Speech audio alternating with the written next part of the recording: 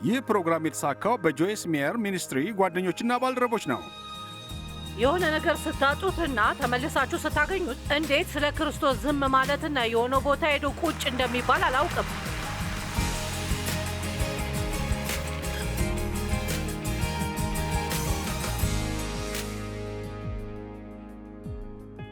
ዛሬ ማታ የማስተምረው ስለ ኢየሱስ ምሳሌዎች ነው። እናም እንደዚህ አይነት ስሜት ነበረኝ። ብቻ ሰዎች ቃሉን ወደ ማጥናት እንዲሻገሩ ፈልጌ ነበር። ቃሉን ከማንበብ ወደ ቃሉ ማጥናት ሽግግር።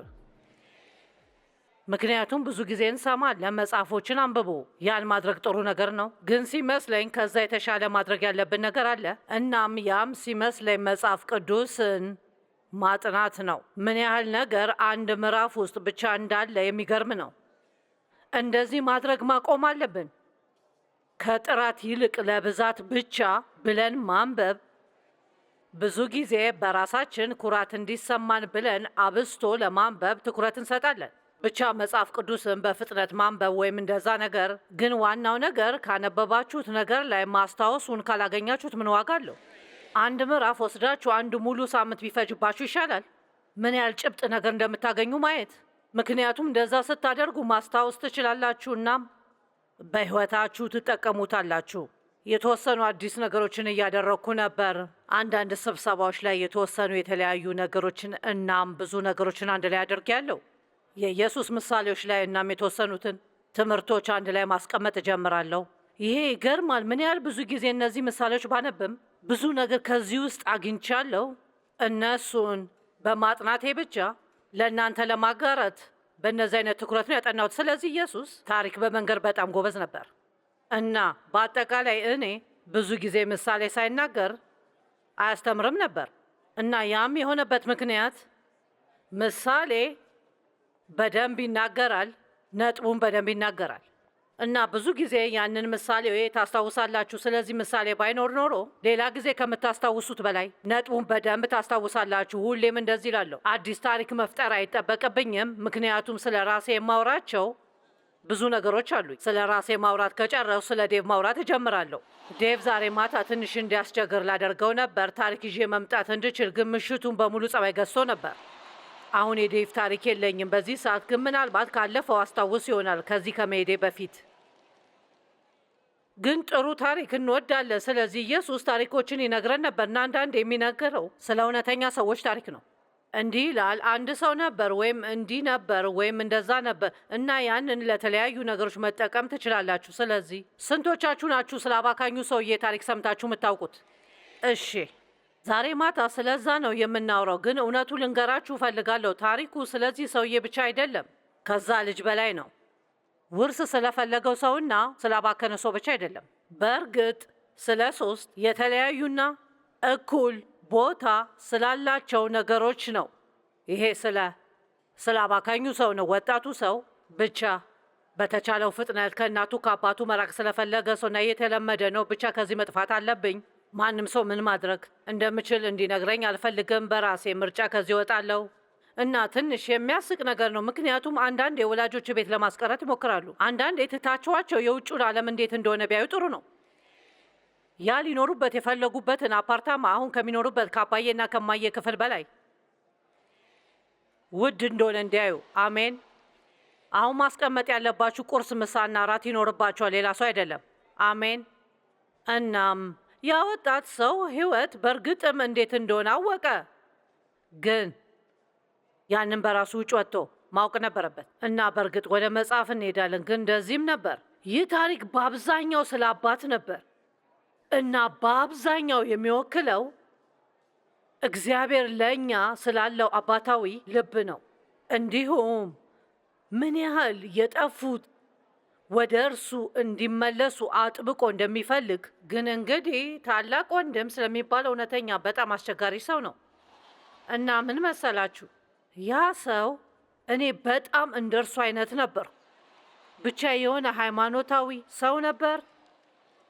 ሁሉንም በአግባቡ አደርጋለሁ የሚል ሰዎች ላይ በጣም የሚፈርድና የሚያጠፉ ሰዎች ሲያይ ምንም የማይራራ ነበር።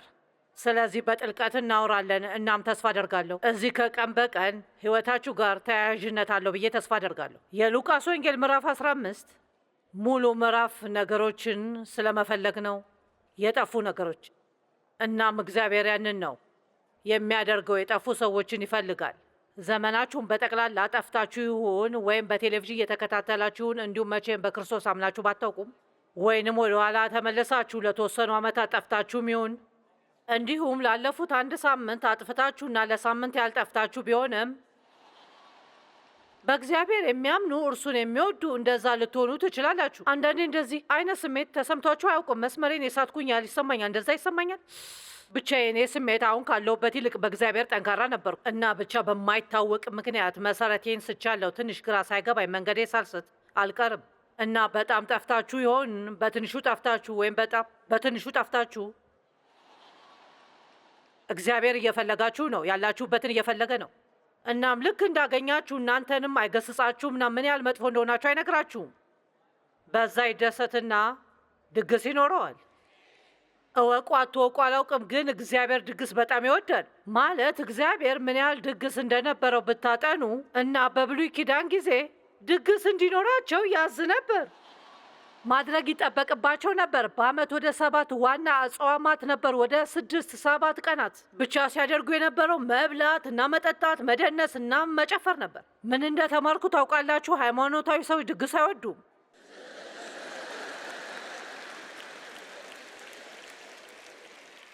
አሁን ግልጽ ለመሆን ያህል ሃይማኖታዊ ሰዎች ስል እግዚአብሔርን በደንብ ስለሚወድና ስለ ቆራጥ ሰው አይደለም የማወራችሁ። እኔ የማወራችሁ ህጋዊና ህግ ስለሚከተሉ ሰዎች ነው። ሁሉን ነገር በአግባቡ አደርጋለሁ ብለው ስለሚያስቡ ነው። ምንም አያደርጉም። በየሳምንቱ ቤተ ክርስቲያን ይሄዱ ይሆናል፣ ይሰጡ ይሆናል፣ የተወሰነ መልካም ነገሮችን ያደርጉ ይሆናል። በሃይማኖታዊ ሰውና በክርስቲያን መካከል ሃይማኖታዊ ሰው ሁሉንም ነገር በአግባቡ ያደርጋል፣ ግን ምንም አይነት እውነተኛ ግንኙነት ከአባታቸው ጋር የላቸውም።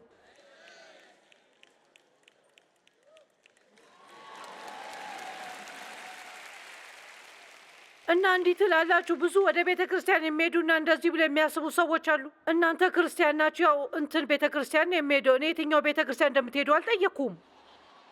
ሰዎች ሲጠይቁኝ ራሱ አልወድም። ሃይማኖትሽ ምንድን ነው? እንዲህ ብላችሁ ብትጠይቁኝ ይሻላል። ከኢየሱስ ጋር ግንኙነት አለሽ? አሜን። ስለዚህ ክርስትና ማለት ያ ነው፣ ግላዊ ከኢየሱስ ጋር ያላችሁ ግንኙነት ነው። ከእናንተ ጋር እሁድ ጠዋት ላይ ለ45 ደቂቃ ብቻ ከእናንተ ጋር መጎብኘት የማይፈልግ ተነስታችሁ መሄድ አለብኝ ብላችሁ ሲሰማችሁ ብቻ ግን በምታደርጉት ነገር ሁሉ መገኘት ይፈልጋል። ስለምታደርጉት ነገር ሁሉ ያስባል። ጥልቅ ነው፣ ግላዊ ነው። በቤታችሁ ናችሁ፣ በእግዚአብሔር ቤት፣ እናም በውስጣችሁ ይኖራል። እናም ከዛ በላይ መቅረብ አትችሉም። የሉቃስ ወንጌል 15 ላይ ተመሳሳይ ነጥብ ያላቸው 3 ታሪኮች አሉ እና የመጀመሪያው ስለጠፋው በግ ምሳሌ ነው። እንዲሁም የሉቃስ ወንጌል 15 ከ1-7 አሁን ቀራጮችና ዝነኞችና በጣም ክፉ ኃጢአተኞች ሁሉ ሊሰሙት ወደ እርሱ ይቀርቡ ነበር። ስለ እናንተ እኔ እንጃ፣ ግን ያ እኔ ነበርኩኝ። ኃጢአተኛ ብቻ አልነበርኩም፣ ዝነኛና ልዩ ክፉ ኃጢአተኛ ነበርኩ። እና ቀራጮቹ ደግሞ እንደው እንድታውቁት ያህል ከሁሉም መጥፎ ሌቦች ነበሩ። እና ሁሉም ሰዎች ቀራጮችን ይጠሉ ነበር፣ ምክንያቱም የፈለጉትን ያህል ሂሳብ ማስከፈል ይችሉ ነበር። እናም የሁሉንም ገንዘብ መውሰድ ይፈልጉ ነበር። ኃጢአተኞች ሁሉ ሊሰሙት ወደ እርሱ ወደ ኢየሱስ ይቀርቡ ነበር። ነገሩ እንደዚህ ነው። ክፉ ሰዎች ነበሩ፣ ግን ኢየሱስ የሚለውን መስማት ይፈልጉ ነበር።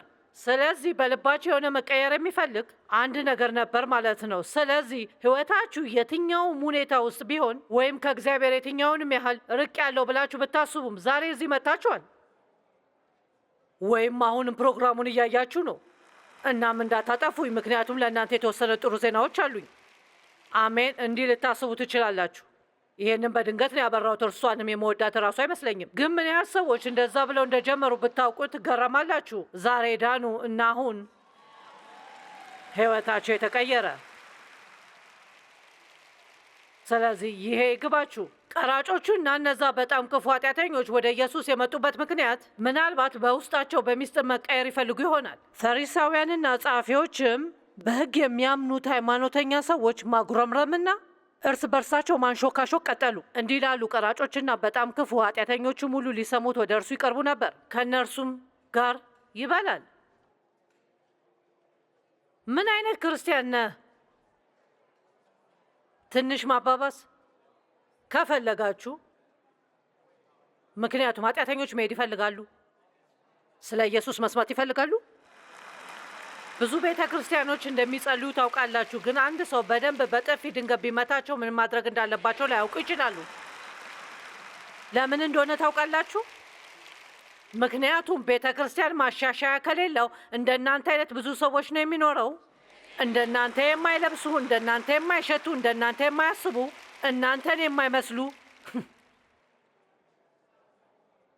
ወይም እንደናንተ ያልተወለወሉ። ይህንንም ምሳሌ ነገራቸው። 100 በግ ያለው ከእነርሱም አንዱ ቢጠፋ 99ን በበረሃ ትቶ የጠፋውን እስኪያገኘው ባገኘውም ጊዜ ደስ ብሎት በጫንቃው ይሸከመዋል። ወደ ቤትም በመጣ ጊዜ ወዳጆቹና የእርሱ ጎረቤቶቹ በአንድነት ጠርቶ የጠፋውን በግ አግኝቼዋለሁ ነው፣ ከእኔ ጋር ደስ ይበላችሁ ይላቸዋል።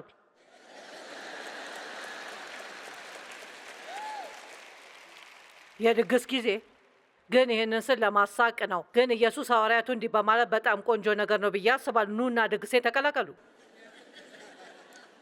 ለ12 ሰዎች ያለ ይመስለኛል፣ ግን ድግስ የነበራቸው ይመስለኛል እላችኋለሁ። እንዲሁም ንስሐ ከሚያስፈልጋቸው ከ99 ጻድቃን ይልቅ ንስሐ ጥፋቱንና ስህተቱን በሚጸየፍና ሀሳቡን በሚቀይር እንዲሁም የተሻለ ሕይወት ውስጥ በሚገባ በአንድ አዲሱ መደበኛ መጽሐፍ ያለውን እወደዋለሁ። ንስሐ መግባት ማለት ዝም ብሎ ያንን ስላደረግኩት ይቅርታ አይደለም። እንዲህ ማለት ነው፣ ወደ ተሻለ የሕይወት መንገድ ውስጥ ለመግባት ቆርጫለሁ። ሕይወቴ ሙሉ በሙሉ መቀየር እፈልጋለሁ። ሕይወቴ ሙሉ በሙሉ መቀየር እፈልጋለሁ። ብዙ ሰዎች ችግራቸውን ከኢየሱስ ጋር ማያያዝ ብቻ ነው የሚፈልጉት። ብዙዎቹን ችግር እንዲፈታ ማድረግ፣ ወደ ተሻለ የህይወት መንገድ ውስጥ ለመግባት ፍላጎት የላቸው። እኔ ከዚህ በፊት የጠፋ በግ ኖረኝ አያውቅም፣ ግን የጠፋ ውሻ ኖረኝ ያውቃል። ሰፈር ውስጥ ልክ እንደ እብድ ሰው እየዞርኩ እንድፈልግ ያደረገኝ የማውቀውን ሰው ሁሉ እየጠራው ውሻዬ እንዲፈልጉ እያደረጉ። እናም ውሻዬን ልክ እንዳገኘው ሁሉንም ጓደኞቼን ጠራውና እንዲህ አልኩ፣ ውሻዬን አገኘው፣ ውሻዬን አገኘው። ያው እንደው ድመት ነበረኝ እንበል፣ እኔ አልነበረኝም። መቼም ጠፍቶኝ አያውቅም። ያው ጓደኞቼ ጠርቼ እንዲህ አልልም ነበር፣ ድመቴ መቼም ጠፍቶብኝ አያውቅም፣ እስቲ እንደሰት። ድመቴ መቼም ጠፍቶብኝ አያውቅም፣ እስቲ እንደሰት። ብቻ ላልታወቀ ምክንያት የሆነ ነገር ስታጡና ተመልሳችሁ ስታገኙት፣ እስቲ የሆነ ነገር ስናጣውና ተመልሰን ስናገኘው፣ አያችሁ፣ ለዛ ነው በጣም ደስተኛ የሆንኩት። እንዲሁም ለዓለም ኢየሱስ ከምን ውስጥ እንዳስወጣኝ ለመናገር በጣም ደስተኛ ነኝ። እንዲሁም እንዴት ለዘመናት በአባቴ ጾታዊ ጥቃት ከመጠቃት እንዳስወጣኝ፣ እንዴት ልጅነቴ እንደመለሰልኝና ሌሎች ነገሮችንም የሆነ ነገር ስታጡትና ተመልሳችሁ ስታገኙት እንዴት ስለ ክርስቶስ ዝም ማለትና የሆነ ቦታ ሄዶ ቁጭ እንደሚባል አላውቅም። አሜን። ማለት ኢየሱስ የጠፉ ነገሮችን የመፈለግና የማግኘት ስራ ላይ ነው፣ እንዲሁም ወደ ቤታቸው የመመለስ። አሜን። እናም ከዛን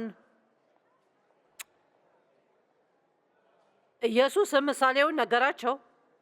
ኢየሱስ ምሳሌው እነዛ በጣም መጥፎ ኃጢአተኞች በመኖራቸው ለተናደዱት ለፈሪሳውያንና ለጸሐፍት ነገራቸው። ለዛም ነው ምሳሌውን የተናገረው። ያን ታሪክ የተናገረው እነዚህ መጥፎ ሰዎች ሲመጡ ሃይማኖታዊ ሰዎች ስለተናደዱ ነው። ኢየሱስ ከእነርሱ ጋር ሰላማዊ ስለሆነ ብቻ። እውነተኛ ክርስቲያን ኃጢአተኞችን ይወዳል።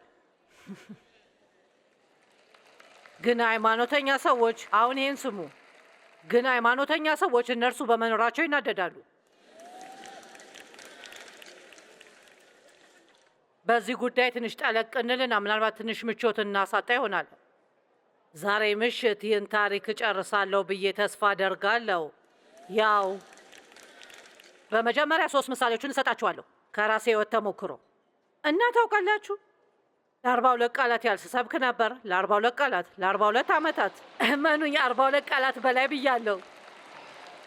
ከ42 ዓመታት በላይ ሳስተምር ነበር። እናም ስለ መጽሐፍ ቅዱስ ብዙ ነገር አውቃለሁ፣ ብዙ ነገር ተምሬያለሁ። እግዚአብሔር ብዙ ቀይሮኛል። ግን አሁንም አንዳንዴ እገረማለሁ እግዚአብሔር ደጋግሞ ጸባይን ወደሚያሳየኝ ሁኔታው ሲከተኝ እገረማለሁ። እንኳን አያችሁ፣ መንፈሳዊ ብስለት ያንን ነው የሚፈልገው። የተደበቁ ነገሮችን ማየት ይፈልጋል።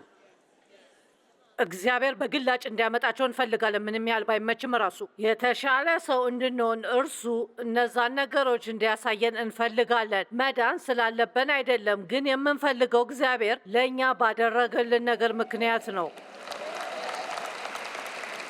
እና የመጀመሪያው ምሳሌ የሆነ ጊዜ ቡና ለመግዛት ወደ ሬስቶራንት ሴት ትዝ ይለኛል። እና ሙሉ ጊዜ ቡና ለመግዛት የሚሄድበት ቦታ ነው። እና ከሌላ ያው የዓለማችን ክፍል የመጣ እንግዳ ሚኒስቴር ነበር። እናም ያው በእርግጥም ታሪኩን ስትሰሙ እኔም ልነግራችሁ ነው። እርሱ ከኔ በላይ በመንፈስ የበሰለ ነው። የእኔ ሚኒስትሪ ከእርሱ በጣም የተለቀ ነው፣ ግን እርሱ ከኔ በለጠ በመንፈስ በሳለሁ። ስለዚህ የመንፈስ ብስለታችሁ የሚለካው በሚኒስትራችሁ ትልቀት አይደለም፣ ወይም መጽሐፍ ቅዱስ ውስጥ ባሰመራችሁት ቃላቶች ብዛት።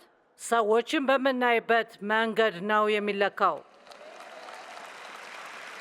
በሉ እንጂ የተለያዩ አይነት ሰዎችን እና እዛ የምትሰራ አዲስ ሴት ነበረችና ልክ ተነስቼ ወደ እርሷ መራመድ እንደጀመርኩ ጥሩ ስሜት አልተሰማኝም ነበር። ምክንያቱም እርሷ ብቻ አትጥምም። ጸጉሯ በአራት የተለያዩ አቅጣጫዎች ነው የወረዱት እና እያንዳንዱ የተለያየ ቀለም ነበረው እና በየቦታው ተበስታለች። እናም ሁሉ ነገሯ ጥቁር ነበር፣ ታውቃላችሁ። ስለዚህ ብቻ እኔ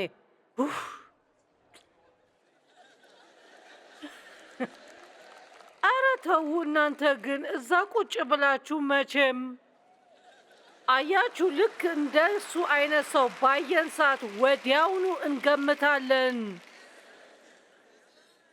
ያው መቼስ ክርስቲያን አይደሉም፣ ምክንያቱም እንደኔ ንጹህ አይደሉም። ማለት እኔ ጸጉሬን አበጥራለሁ፣ እኔም ጸጉሬን እቀባለሁ፣ ግን የእኔ ሁለት ቀለም ነው፣ ብርቱካናማና ቡኒ ነው። ያው ከዛም ብቻ ከእኔ በእርግጠኝነት በመንፈስ የበሰለ ሰውዬ ዝም ብሎ በመሃል ዘሎ ገባ። ከዛን እንዲህ አለ፣ ጸጉርሽን ወድጄዋለሁ። እንዴት ብለሽ ነው እንደዛ ያደረግሽው? እና ማለት በአጭር ጊዜ ውስጥ መንፈሱን አደሰው። አያችሁ፣ ኃጢአተኞች ሃይማኖታዊ እንደሆናችሁ ያውቃሉ።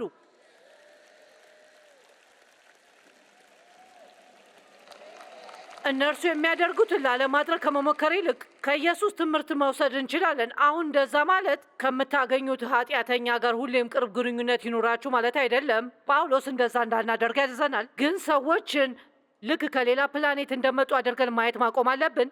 ሰዎችን ከእኛ ከእነርሱ እንደተሻለን አድርገን ማየት ማቆም አለብን። ብቻ ለማንኛውም እንዴት ያለ ሰው እንደሆነ በማየት ስገረም ነበር። እናም ምንድን ነው በጣም ያስገረመኝ ነገር ከእርሷ ጋር ተመችቶት ነበር። እኔ ግን ከእርሷ ጋር ምንም አልተመቸኝም። ያው ያ የሆነ ራሴን ማሳየት ስላለብኝ ነገር አሳየኝ። አሜን። ቀጣይ ታሪክ አንድ ሰባኪ ከሆነ የሴት ሚኒስተር ጋር ገበያ ወጥቼ ነበር። በጣም ጠንካራ ሰባኪ። እኔ በጣም ጠንካራ አስተማሪ ነበርኩ። ሁሉንም ማዳን ትፈልጋለች፣ እኔ ደግሞ እንዲያድጉ እፈልጋለሁ። እሺ። እናም ብቻ በሆነ መንገድ ከሆነ አቅጣጫ ታውቁታላችሁ፣ ስጦታችሁን ታውቁታላችሁ። የሆነ ሱቅ ገባንና የሆነች ልጅ እንዲህ አለች፣ ውይ ከዚህ አካባቢ ናችሁ? እዚህ ምን እያደረጋችሁ ነው? እዚህ የመጣ ነው ያው የመጽሐፍ ቅዱስ ኮንፈረንስ ለማዘጋጀት። እንዲህ አለች። እኔም እንደዛው መንፈሳዊ ነኝ። ያው ወዲያውኑ እንዲህ አልኩኝ፣ መንፈሳዊ ነሽ? ያ ምን ማለት ነው? ምክንያቱም አንዳንዴ ሰዎች ሃይማኖታዊ ነኝ ሲሏችሁ እናም ትንሽ ያው እና ወዲያውኑ ለመከላከል ተዘጋጀውና ግን ምን አይነት ሃይማኖታዊ ነሽ? ከዛን ለማንኛውም መሳደብ ጀመረች፣ ማለት በኃይለኛው። ከዛም በኋላ እንዲህ አለች፣ ውይ ስለተሳደብኩ ይቅርታ፣ ግን እንደዚህ አለች። ታውቂያለሽ እግዚአብሔርም የሚሳደብ ይመስለኛል። እሺ አሁን እዚህ ጋር ራሴን ቀና አደረግኩና ለእግዚአብሔር ለመቆም ተነሳው። ልክ እርሱ እኔ እንድቆምለት ስለዚህ እንደሚፈልግ ነገር። ከዛን ወደ እርሷ ተመለከትኩና እንዲህ አልኩኝ፣ እግዚአብሔር አይሳደብም። እርሷን ለማጽዳት እየሞከርኩ ነው። ከዛን ሰባኪ ጓደኛዬ በመሃል ገባችና እንዲህ አለች፣ ግን የሚሳደቡ ሰዎችን ይወዳል።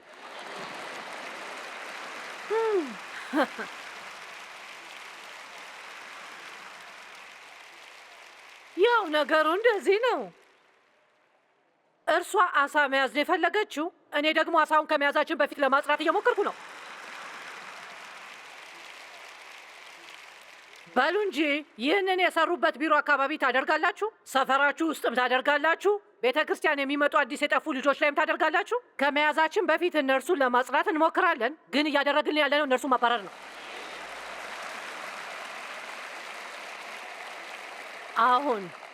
አሁን በብዙ የተሻለ ሃይማኖተኛ ነኝ ብዬ ወደማስበው አሁን ወዳለሁበት 15 ዓመት ወደፊት እንምጣ።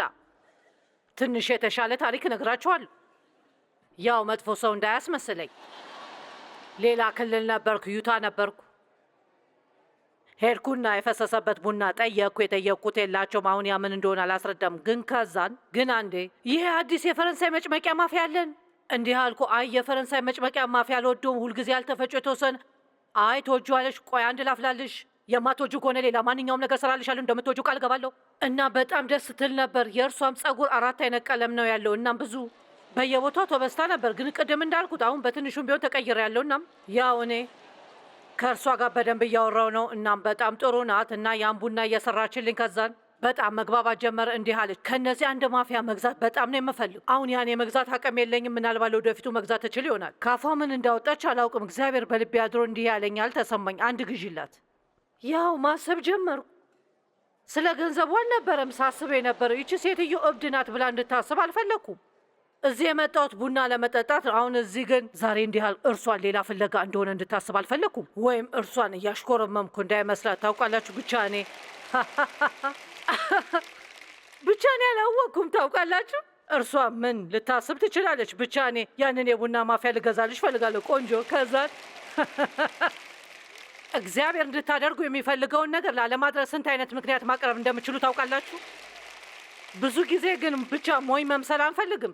ታውቃላችሁ ከዛም በኋላ ከዛ ውስጥ መውጣት ፈለጉ። ግን እግዚአብሔር እናንተን ሲፈልግ ከምንም ውስጥ መውጣት አትችሉም። ማለት ራሳችሁ መቸገር ካልፈለጋችሁ በስተቀር። ቆንጆ የነበረው ቡናዬን ጠጣው። ገበያ ውስጥ መራመድ ጀመርኩና ከዛን አሰብኩ እሺ። ከዛን ተመለስኩና እንዲህ አልኩኝ።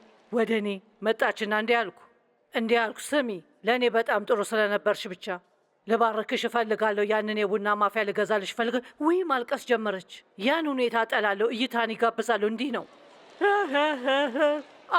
አይ ያ ማድረግ አይገባሽም። እኔ ደግሞ ውይ እባክሽ ፍቀጂልኝ፣ ያን ማድረግ አይገባም። በመጨረሻ ማፊያውን ወሰደች። ከዛን ሁሉም ሰላም ነበርና ደስ ብሎኛል። እሱ እንዳደርግ የፈለገውን ነገር አድርጌያለሁ። ስለምን እንደማወራ እናንተ ይገባችኋል። እና ከዛን ያው መልእክቴን የማስተላለፍ አይመስለኝም፣ ግን እንዴት እንደሚሄድ እናያለን። ከዛን ያው ከ1 ሰዓት ከግማሽ በኋላ ይህ ማለት እግዚአብሔር አለበት ጓዶች፣ ከ1 ሰዓት ከግማሽ በኋላ ወደ ሌላ ሱቅ ሄድኩና ወደ ላይ የሴቶች መጸዳጃ ሄድኩ። ከሴቶች መጸዳጃ ለወጣ ስል ልጅቷ ወደ ውስጥ ገባች። እዛ ውስጥ እያለን ከዛን አሁን ነገሩ እንደዚህ ነው። እንዲህ አለችኝ፣ በዓለም ላይ ካሉ ሰዎች በሙሉ ለምንድን ነው እንደዚህ አይነት መልካም ሰው የሆንሽው? ወይ እንዲህ አሰብኩ፣ ወይኔ አምላኬ። እና እንዲህ አልኩ፣ ስሚኝ፣ እኔ ክርስቲያን ነኝ። እግዚአብሔር ለእኔ ብዙ ነገር አድርጓል። እርሱ ሕይወቴን ቀይሮታል፣ እኔን ባርኮኛል። እና በውስጤ እንደዚህ ተሰማኝ። አንቺን ፍቅር የሚያሳይ ሰው ትፈልጊያለሽ ብዬ መባረክ ያስፈልግሻል። እናም ልባርክሽ የፈለግኩት ያው። አሁንም ደግማ ማልቀስ ጀመረችና እንዲህ አለች፣ እናቴ እኔ 12 ዕድሜ እያለው ነው በካንሰር የሞተችው። ከዛን እንዲህ አለች፣ እኔም እላይ ባለው ኃያሉ ተናድጄ ነበር። ትንሽ ቀዘቀዘች። እናም ታወቀኝ። ስለ እግዚአብሔር ብዙ የምታውቀው ነገር አልነበረም። እላይ ባለው ኃያል ግን እንዲህ አለች፣ ይህ ለእኔ በጣም ትልቅ ነገር ነው። ከዛም በኋላ ትንሽ ቆይቼ እግዚአብሔር ያንን የቡና ማፍያ የተጠቀመው አንድ ነፍስ ወደ እርሱ ለማምጣት ፈልጎ እንደሆነ ገባኝ። እግዚአብሔር ስንት ጊዜ ይሆናል እኛን የሚጠቀምብን? በሉ እንጂ። ግን እንደ ክርስቲያን ሌሎች ሰዎችን እንደኛ ስለማይመስሉ ብቻ በተለየ መንገድ ማየት ማቆም አለብን። ምክንያቱም እኛ በሰዎች ላይ ማየት የማንችለውን እግዚአብሔር ማየት ይችላል። ይቅርታ ማለት ይሄ ነው። እግዚአብሔር ያያል። ሰዎች የሚያደርጉት ብቻ ሳይሆን ለምን እንደሚያደርጉት ራሱ ከጀርባው ምን እንዳለ ያውቃል። ስለዚህ ጠፍታ ነበር፣ እግዚአብሔር ሲፈልጋት ነበር። እናም እኔ በዛ እንድሳተፍ እድሉን ሰጥቶኛል። ምድር ላይ ላሉ አማኞች በጠቅላላ ያንን ነው ማድረግ የሚፈልገው። ስለምንፈልገው ነገሮች እንድንረሳ ይፈልጋል። ስለሚያስፈልገን ነገሮች ስጠኝ ስጠኝ ስጠኝ። እናም የጠፉ ነፍሳትን ለማምጣት እኛን ይጠቀመናል።